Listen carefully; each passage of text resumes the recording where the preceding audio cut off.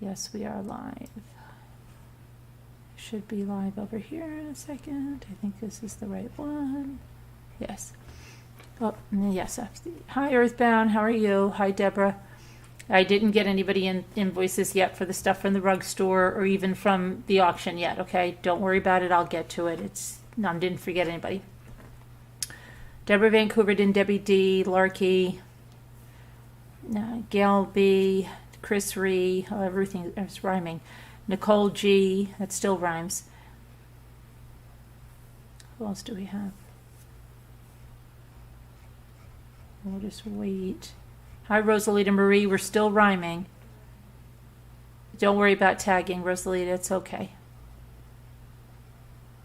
I've taken 3 Advil now. I have a terrible headache. Hi, Tracy B. We're still rhyming.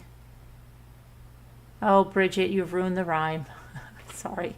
Pitbull Sleuth would have ruined it after you. That's okay. Snow Remover. Alicia Bisso. Margot K. Brenda Joe. Let's see. So anyway, went to pick up my daughter today, and then we met Gia. We went shopping a little bit, and hi, Melanie. Oh, Melanie still would have made the rhyme. Went shopping a little bit, and then had dinner here, and then my daughter wanted me to watch this documentary, which is one of the things we're going to talk about, which is about Armie Hammer, which I didn't even know the guy's name. I did see a movie, Social Network, that he was in, where he played the twins that founded Facebook, but I didn't even have a name to those people or know anything about this guy, Armie Hammer. And documentary debuted this weekend about the family called House of Hammer. We are going to watch that after this, and it's three parts. So we will watch it. I watched it prior to this, so I'm going to talk to you a little bit about it. Then we're going to go over some Kylie Rodney updates and Eliza Fletcher, who Kelly Bondizo said she lives like 15 minutes from where the woman disappeared. So it's a very sad case, and I know that somebody was detained today in that case. So anyway, let's talk about this. How many of you have heard about, I'm just curious, Armie Hammer? How many? You watched it today also, Bridget? Okay, so then you don't have to answer. But how many of you have heard about him?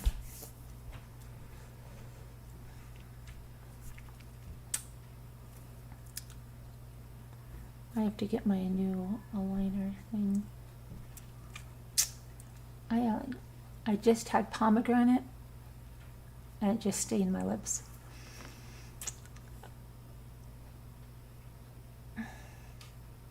You've heard of him, Melanie? No, Pipple. Alicia has. Chris Ree, no. Snow Remover. Okay. Melinda, yes. All right. So, Melanie, I'm sorry, not Melinda. Let me go. I'll shoot a.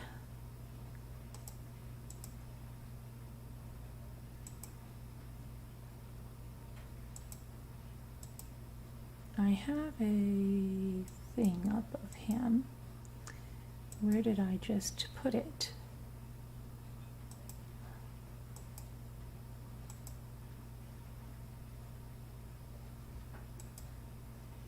Where did I just put that thing that I had?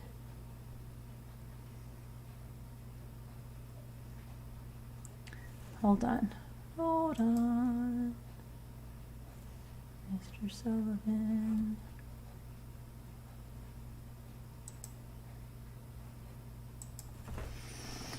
Okay.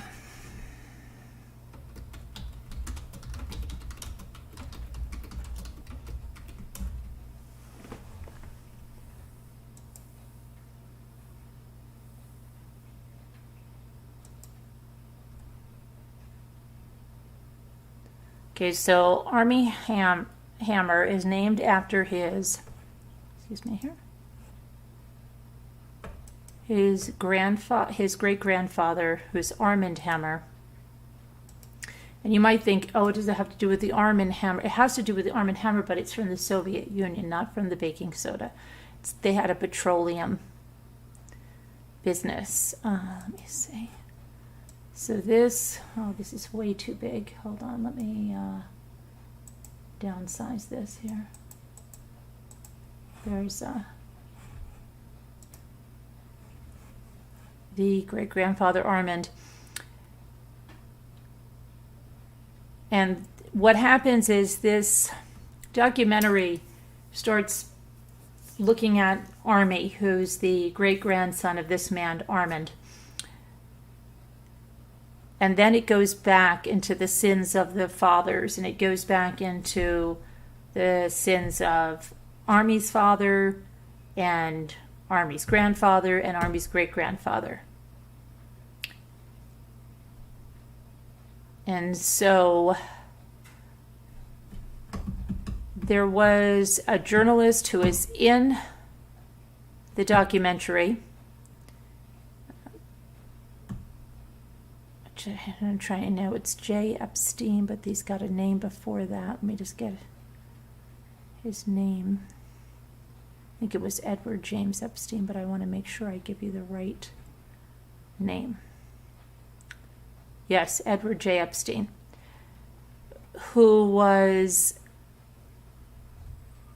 a reporter way back in the day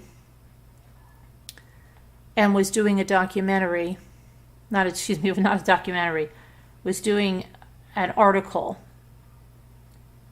an expose on this Armand Hammer. So he traveled around with him and he learned a lot of things. And he said Armand moved to the Soviet Union in 1921 for about a decade to fortify family connections. And while he was there, he married his first wife named Olga. She was a Russian singer. And they had a son named Julian, who's Armie's grandfather. By the 1950s, Armand divorced Olga. He had married and divorced a second wife named Angela. And then he married his third wife, Frances Barrett Tolman, in 1956. She was a very wealthy woman, and he used her money to invest in the failing Occidental Petroleum. And he was able to bring that company to incredible success. And that's where they acquired all of this tremendous wealth that they had. So he tried to distance himself from the Soviet connections. And he traveled with the likes, and visited with the likes of Prince Charles and Princess Diana and high-powered politicians and all of the rich and famous. But the 1996 piece that Epstein did, this biography, exposed this CEO, this Occidental Petroleum chairman, for wide-ranging grifts, including laundering money, using artwork to fund Soviet espionage, bribing his way into the oil business, knocking off Fabergé eggs. Fabergé eggs, right? He bugged his office and home, plus his cufflinks. He recorded decades worth of conversations. He had a fixer, and he was known to do business with briefcases full of cash. He also made illegal political contributions to the Nixon re-election campaign, and he faced a felony charge for obstructing justice, but a Washington lawyer helped him plead guilty to misdemeanor charges, and H.W. Bush later pardoned him. He had multiple mistresses beyond his wives, his ex-wives. He had a mistress named Martha Kaufman, she divorced her husband after meeting Armand, and he put her on the Occidental Petroleum's payroll as an art consultant, but it was his mistress.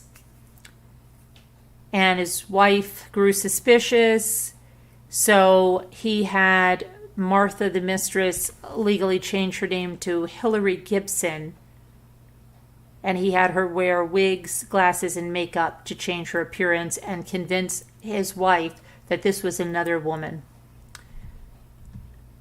Armand promised to take care of her and her children after he died. She drove a car with a homing device in it.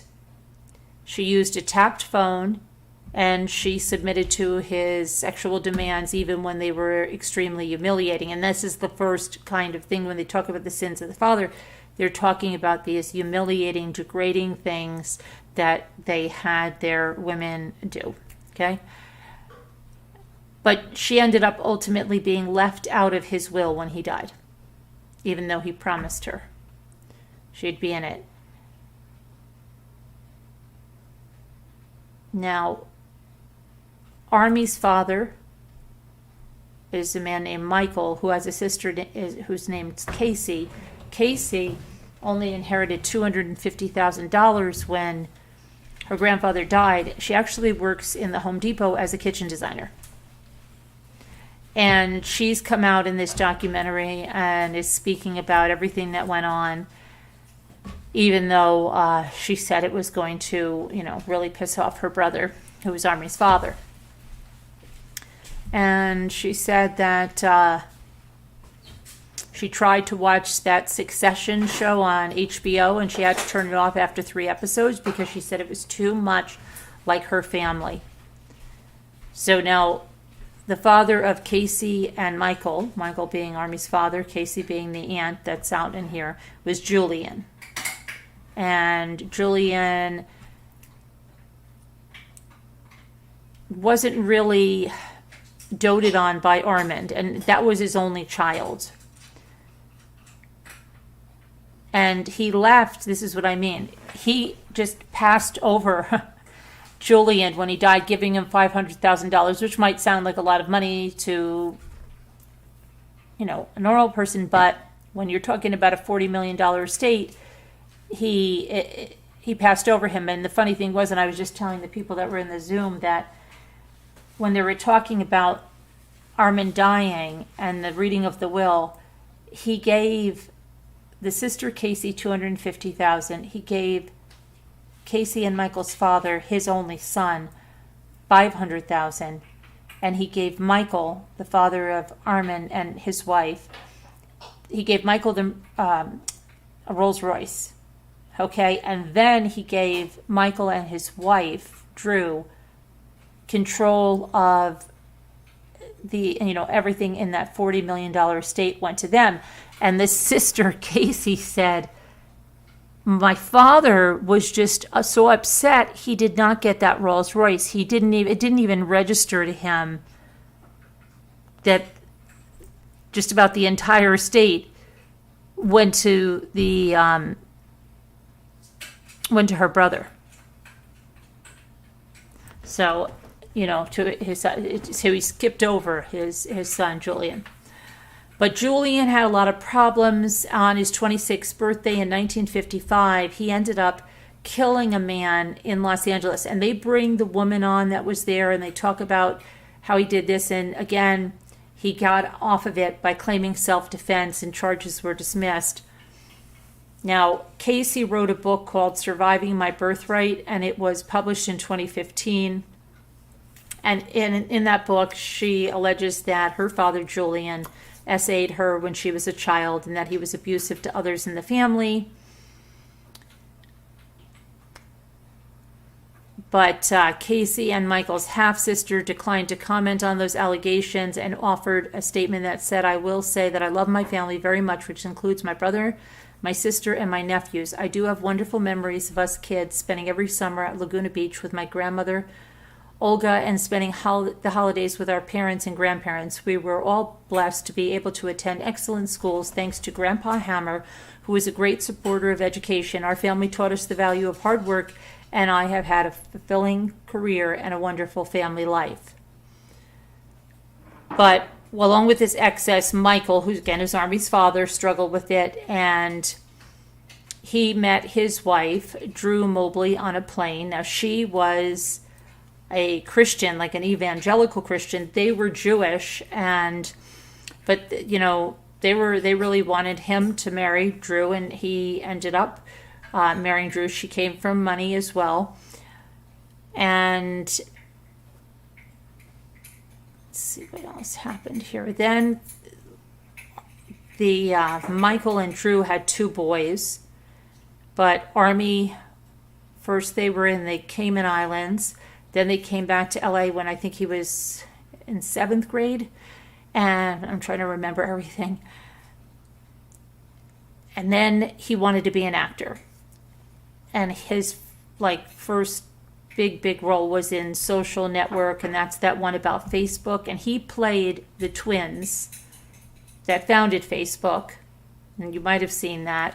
And then the other one was Call Me By My Name.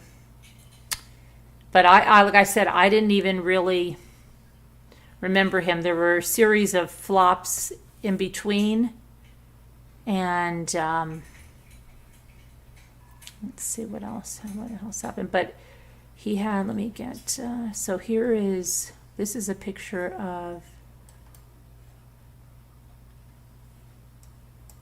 this one. Is going to be Julius. This is the great-great-grandfather. This is Armand, and this is Julian. This is Casey and Michael's father right there.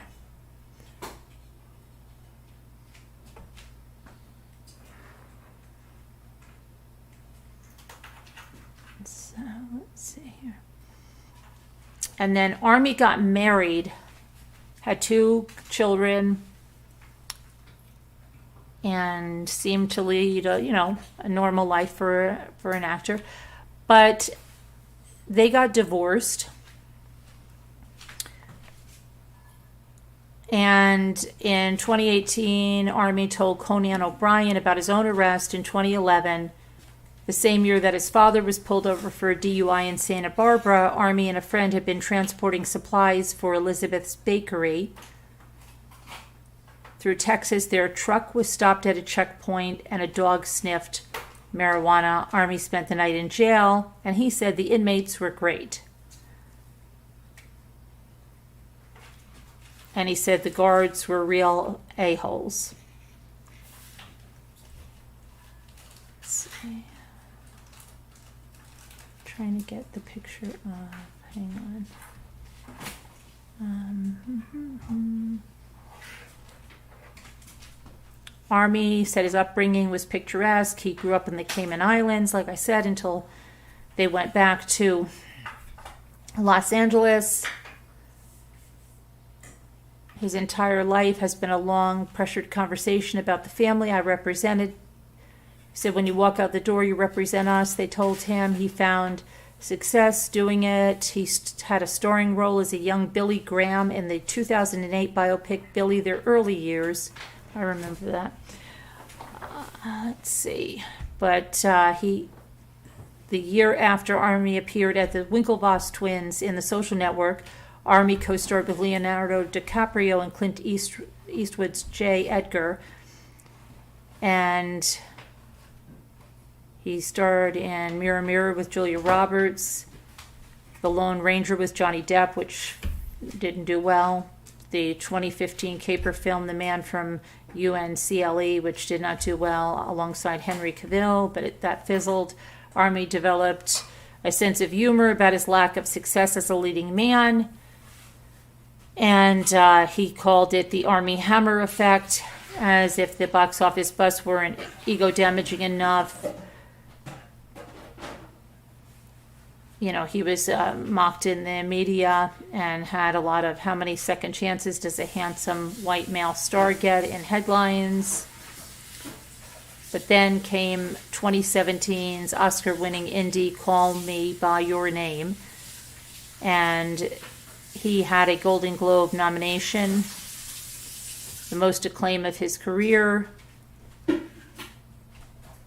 but his mother refused to see the film because it centers on a homosexual romance. So it goes against a lot of her very strong religious beliefs, he said, and she refuses to see it.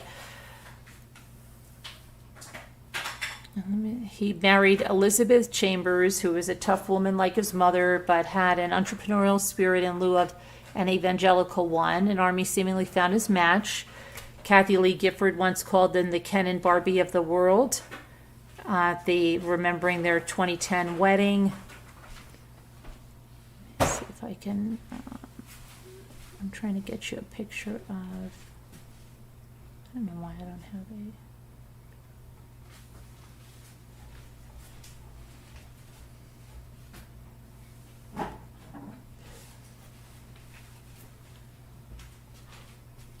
okay, I was trying to look at something.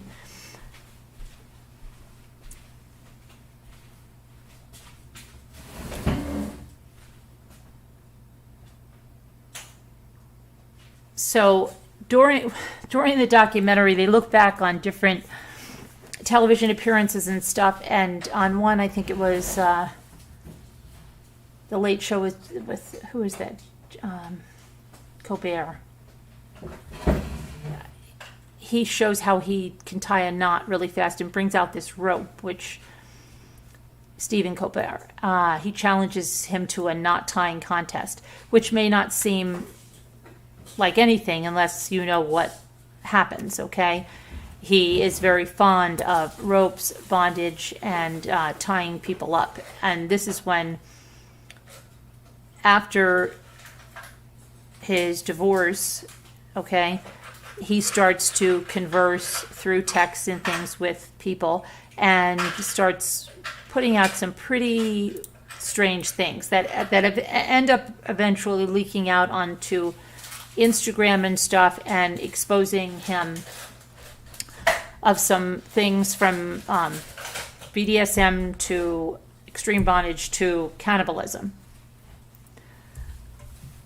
All right, and let me see here. He has 2 children, a daughter and a son. Daughter born in 2014, a son born in 2017. The son was given the middle name Armand as a homage to the Hammer lineage.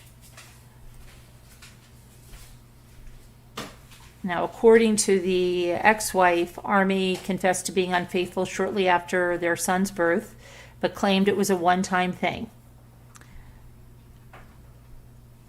And years later, a friend says that Elizabeth, the ex-wife, found evidence of an affair Armie was having with a co-star. They had expensive family therapy, but the indiscretions and more notably his decision to flee the family during a pandemic were the final straw. So he mistakenly sent a raunchy text message meant for someone else to his estranged wife, and she later filed for divorce, so that was not too good. He claims to enjoy partying. He finally felt free from restrictions of a decade-long marriage, and he indulged freely, and he started to message everyone. Now, it's like I said, they're not heirs of the Armie Hammer baking soda brand. It is the petroleum business. But, and it's interesting because Armie Hammer is the standard of purity, but they seem to embody anything but. And there were then the women that they were involved with show up in the documentary, and here's a picture of, this is Armie, this is one of the women he was involved with, and this is his mother. This is Paige Lawrence. He carved an A into her with a knife, branding her with his initial, and she was 22 years old when she met him. But she said immediately they bestowed her with a barrage of sordid family secrets. She couldn't believe they would tell her this stuff off the bat. It was stuff she said she would never share. And then they find out that the grandfather and the great-grandfather, there's all of this stuff with these relationships and these kind of crazy-ass parties that they have and guns and just craziness. But Armie took Lorenz to Texas to meet his mother. He did that with his girlfriend before, which is Vuskovic. With the other girlfriend, she has a dachshund, just as a side note. It looks exactly like Roman. It's a piebald dachshund, same coloration, everything. That's in the documentary as well. And Paige Lauren said that after a few days that Drew, Armie's mother, opened up to her about how she was so worried about Armie and so grateful because she felt that Lawrence was a good influence on him and she wanted him to accept God back into his life and that he had just been fighting everything for a long time. But she broke things off with Armie because he started making a lot of rules for her on things she could and couldn't do, who she could have over, who she couldn't. He told me that I couldn't have anyone else in my bed, and then I just started to feel really unsafe and really sick to my stomach, and I was also emotionally dependent on him, she said. And she ended the relationship over text because you never know what you're going to get with him. He's a kind of scary person. She wants nothing more to do with the entertainment business again, and she doesn't plan to speak on Armie again. She didn't plan to speak on him again, but what happens is these messages start making their way onto Instagram, and this came from an account called House of Effie, and she just started dropping these text messages between her and Arnie on Instagram, and then other women were seeing it, and he referred to them the same way and called them kitten and all this stuff there, right? But they saw these similarities. And so this is what the documentary is about. And, I'm not going to give it all away, but we are going to watch it after this. So if you'd like to join us and you're a Patreon or a member, you are welcome to join us. I will put it in the community tab and on the Patreon. Okay? So we are going to watch the documentary. So that's something to think about. And now I just want to go over the Kylie Rodney update and Elizabeth Fletcher. So let me go over here.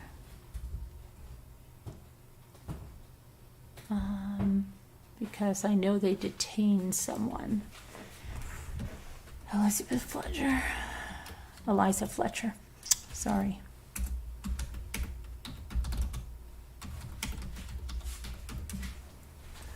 Okay.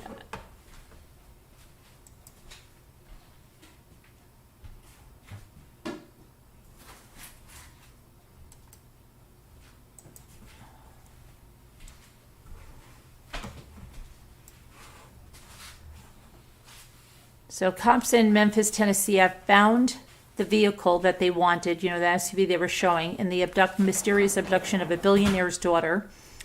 A male inside the black SUV was detained, but mother of two, Eliza Fletcher, has not been found. She is 34. She was jogging early Friday morning when she was forced into a dark-colored GMC Terrain.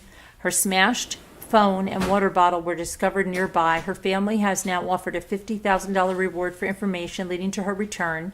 Her grandfather was a hardware magnate, Joseph Orgill III, who founded the private family business Orgill Inc., which employs 5,500 people and does $3 billion in sales annually. So, I don't know. They also took her, an SUV from a house near where she disappeared. Also, a pair of garden shears were taken, and there was something else that was, but so far no other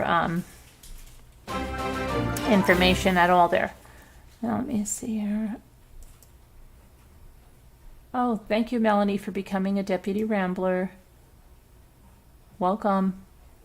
Okay. Now we have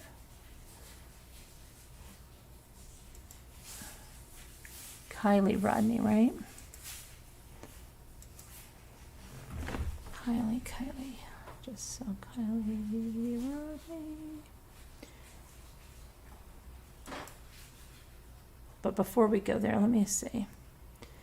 So Eliza Fletcher's uncle, Mike Keeney, was flanked by his father and mother, Beasley and Adele Welford on the left, and her husband, Richie Fletcher, and brother, Gil Welford, on the right. And he made a statement on behalf of the family. And in it, the husband was begging, they were begging for help, and the husband was wiping tears away. So you can see that on, let me see what that is there. If you want to watch that. It's the final weekend for the Labor Day sale. It's on WREG. I'll put the link in the chat if you want to look at that. You can go check that out. Okay. Hi, Rebecca. Hi, everybody. I missed. Hi, Chris Ree. Hi, Sean Sneed. So, yeah. Let me see if I can get a...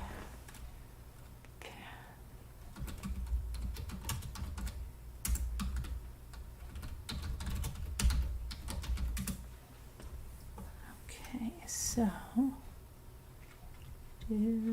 Here's a photo of that.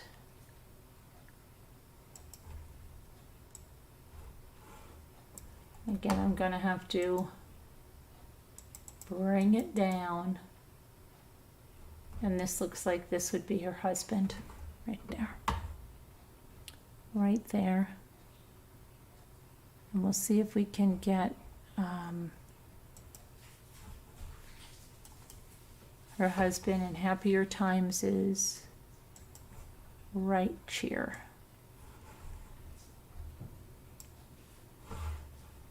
Okay.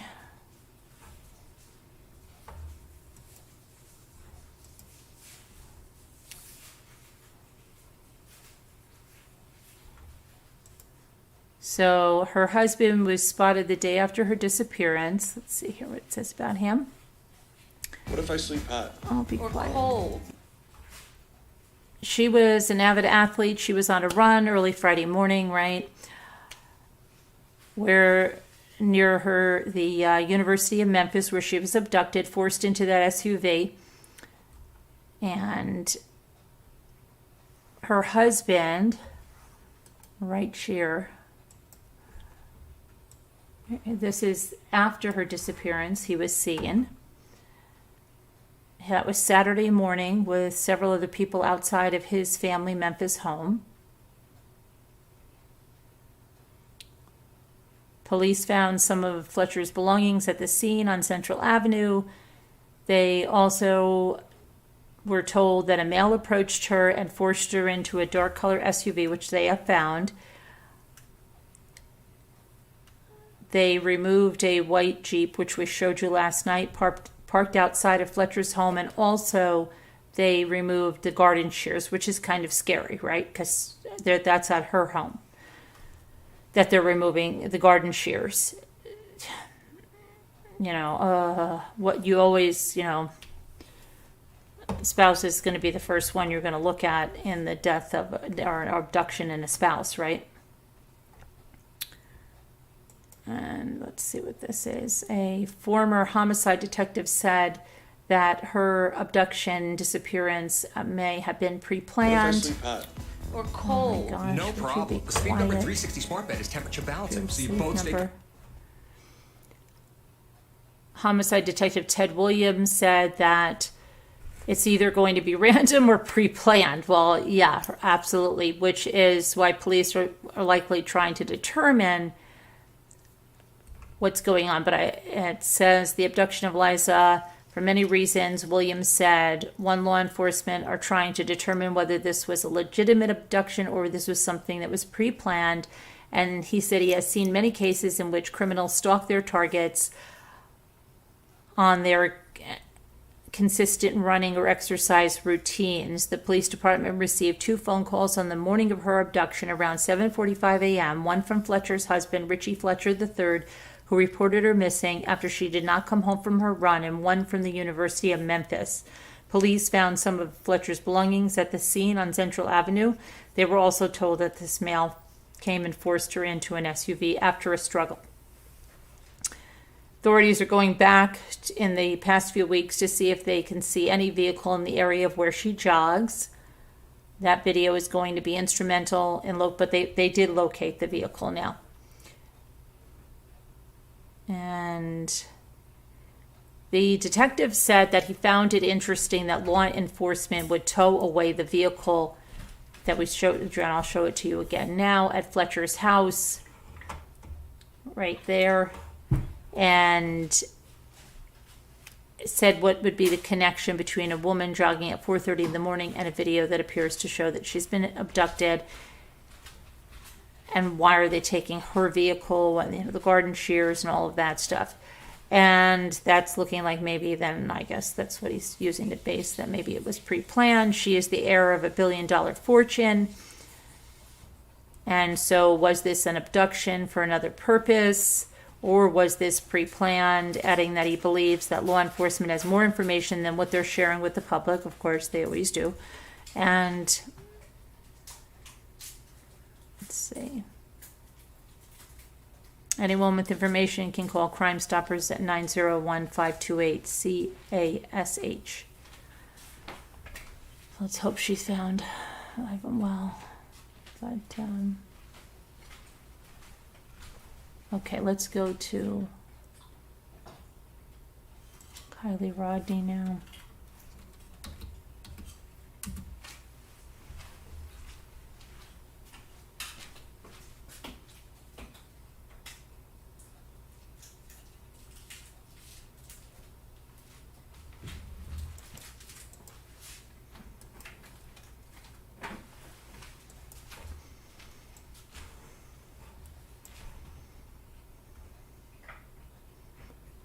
So she was found in the back of her SUV at the bottom of that reservoir, prompting the diver from Adventures with Purpose to remark that the scene appeared suspicious. And that's according to the new video of the recovery, which you can see at Adventures with Purpose. They put that up on Friday. And she disappeared again August 6th, last heard from around 12:30 a.m. when she texted her mother that she was leaving a party near the Prosser family campground in Truckee, California. And she had already reportedly called a friend who was attending the gathering to say goodbye. On August 21st, Adventures with Purpose began scanning Prosser Creek Reservoir for potential objects under the water. Crew member Doug Bishop spotted something and marked the spot with a red buoy. Diver Nick Wren then dove into the water and worked his way around the vehicle to make the initial assessment and to determine whether anyone was inside. She's in the back of the vehicle, Wren said in the recording after he emerged from the water. She's not in the driver's seat. It looks suspicious to me. The vehicle's upside down. Some of the one window's halfway down. One window is all the way down. The vehicle and her body were found about 20 to 40 feet from shore.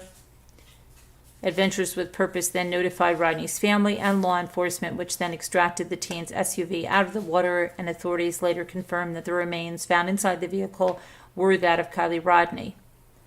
Okay, so could she have taken off her seatbelt, rolled the windows down, tried to get out, got disoriented, lost, her breath? I don't know. Is there foul play? Is there not? I don't know. I didn't see the whole video. I didn't see the video at all. So I'm not going to be saying much about that. But we'll have to see what happens in the investigation and what other stuff. Let's see. I think they said the car was in neutral.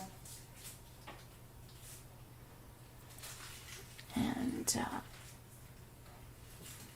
hi, Tammy. Hi, Debbie L. Okay. So what we're going to do is get rid of that. Okay.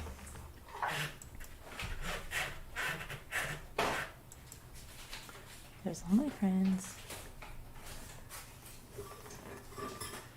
You cried watching the video. Well, what do you think, Debbie?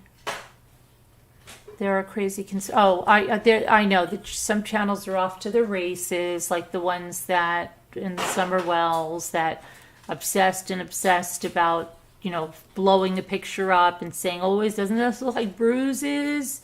Yeah, anything will look like that when you blow it up.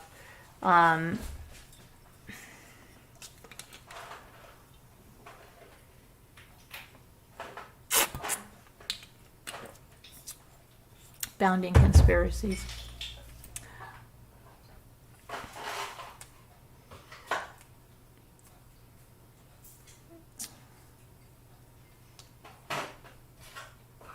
Yes, Debbie L, a full house.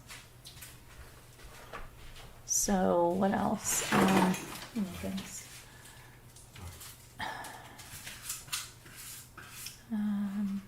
Trying to think of what I was going to say with you guys. I guess anybody have anything to say about Kylie or anything? Anything we discussed? Say it now. Hold your peace.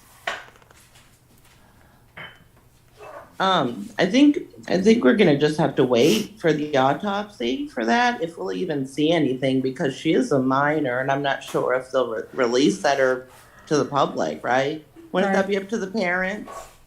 I think so. But I don't know the law in California. I don't know. Not sure.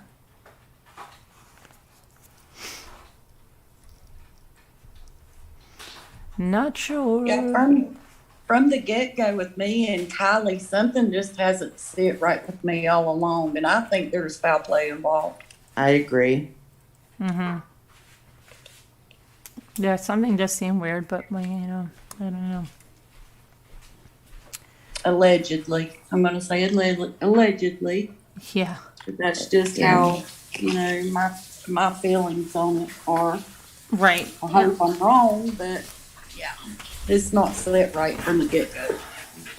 Do you think that tow truck driver, that guy at the Nick or whatever, do you think he's a reliable source? He's already been validated by the police. Wow. Yeah. Hi, Robbity Bub. So. My head is killing. I don't know. Okay, so let's see. Because they have videos on their vehicles, so apparently they've gotten that, but he has been verified. That's good. And a lot of people in the chat are thinking foul play. No, Rubbity Baba, she thinks it's an accident. Mm-hmm. I don't know if we'll hear any more about it, but there was talk about the car being in neutral from Adventures with Purpose, but I don't know. You don't know. She could have kicked it in neutral accidentally. Mm-hmm. Yeah. It could be. Could be. You know what? Just thought about really fast. I didn't write down two rugs.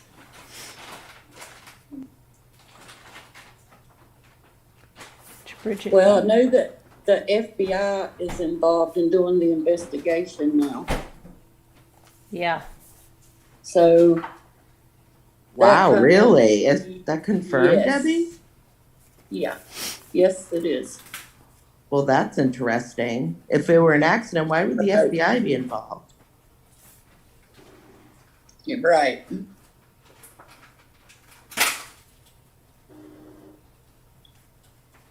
Okay, is Debbie Swanky is not here, right? Okay. I haven't seen her. Debbie, you never let me know what pillows you wanted with a screenshot, so I don't know. I may be down at the store tomorrow, so let me know. If you're hearing this, I need a screenshot. Let me see what else. This was right. Okay. So I think I've got, Rose Lady got 2 roads. Bridget got a road. I've got the comfort and the rug. I've got. I can't get that figured out. Hi, Shaylin. How are you? 2 weeks. I'm not sure what is left to autopsy.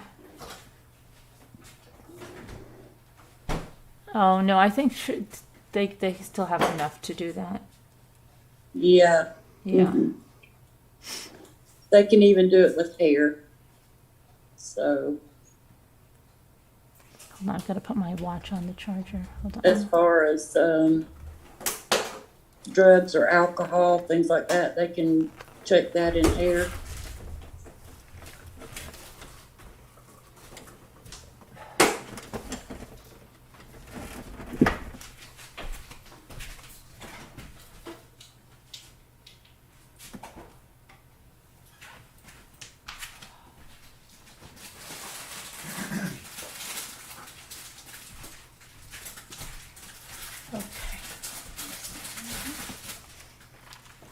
Yeah. I don't think they would be Robbity Bob, because regardless if it's a minor, if it's accidental or they're leaning toward accident, I don't think the FBI would be involved in that. I think the FBI would be involved no matter the age, if they're not leaning toward an accident. That's my opinion. And Carolyn, Tammy wants you to get your back looked at if you can. It's no joke, she said. My back? Yeah. There's nothing. What's wrong with my back? Oh, I don't know. I think she said Carolyn. I think she said, yeah, she did. I don't know. have anything wrong. I mean, I have herniated discs in my back, Tammy, but I don't have anything. I mean, knock on wood, I don't have anything wrong. You mean because I did this? Well, be I'm just careful, stretching. please. Oh my God, you have herniated discs too? Oh yeah, I've had them for a while. Ooh. Yeah, it debilitated me after I had Luke, but then the back to life brought me back to life.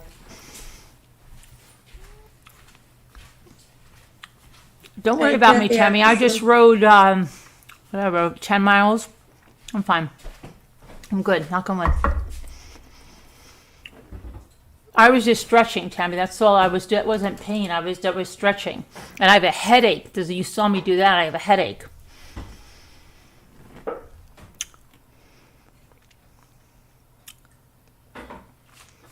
I have a headache that won't quit. That I've taken. I just took another Advil.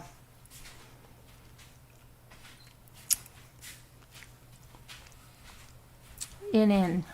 Kathy Allison says in. I don't know what she meant. What is in?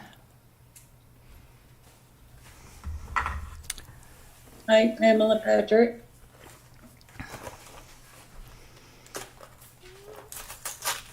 Hi, Pamela Patrick. Hi, Kathy Allison.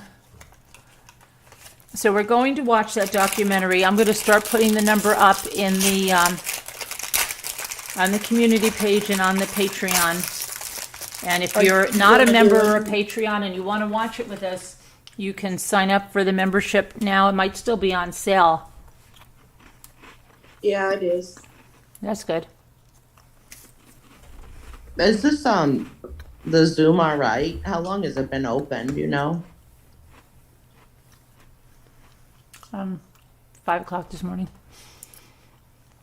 Yeah. Are you going to redo it for this tonight? You want me to redo it?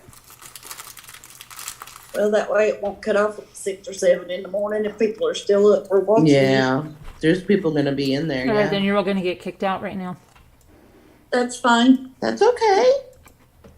They got kicked out, but you stay here. Don't go anywhere.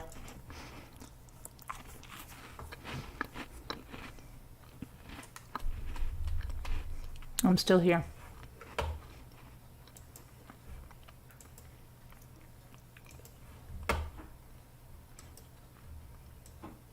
Okay. So I'm going to start first by putting it in Slack.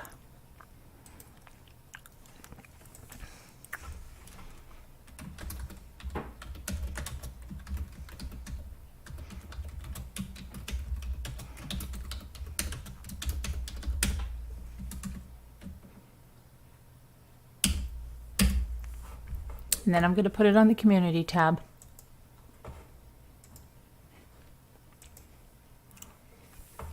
And then I'll put it on the Patreon tab.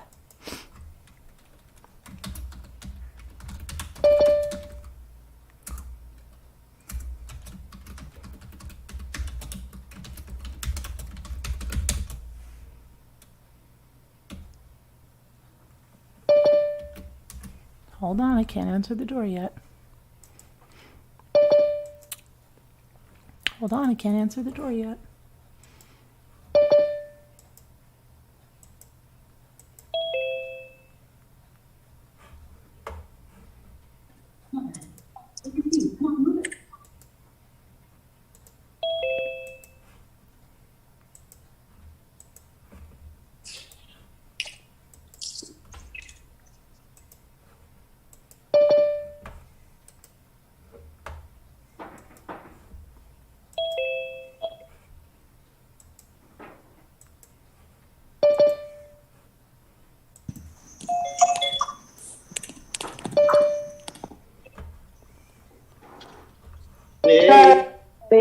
Hello. Hi, Robbity Bob. Hi. Hi. Hi, Puddin'. Hi, Carolyn. Hi, Harmony Wise. Hi, Hi, Linda. Okay, let me go and put it on the Patreon page. Patreon page.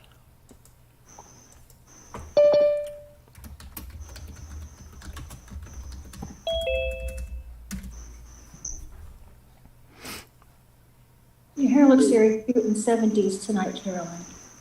Oh, thank you. Where it's falling, it just does. Okay, thanks. Okay. Very Jacqueline Smith. Page did get it here. posts. I'm going to do a post. Anybody else see it?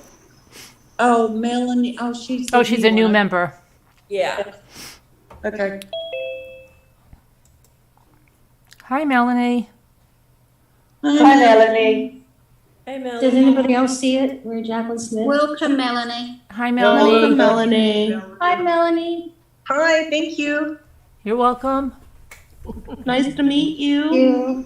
Jinx, you owe me a soda. I'm drinking one right now. Where are you from, Melanie? What state are you in?